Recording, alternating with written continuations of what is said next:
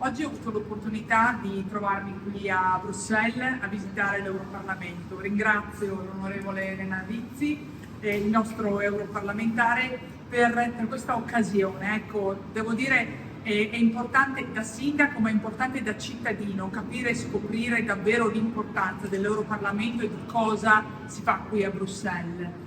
Beh, caro sindaco, cara Jessica, ti ringrazio per la visita. Insieme alla delegazione nutrita avete potuto toccare con mano e capire che il 70% della normativa che arriva alle nostre porte, alle nostre case, deriva dalle scelte che vengono fatte al Parlamento europeo. Per questo motivo ho cercato di promuovere il più possibile le visite dei nostri cittadini e dei nostri primi cittadini, perché possono poi testimoniare quanto sarà importante poi la partecipazione al voto del 9 giugno, ma quotidianamente anche a informarsi attraverso i media, attraverso le comunicazioni di quello che succede a Bruxelles e della relazione di quello che succede a Bruxelles con i nostri territori. Quindi sono io che ringrazio voi per averci messo il cuore e aver voluto investire questi 2 giorni, 3 giorni in studio.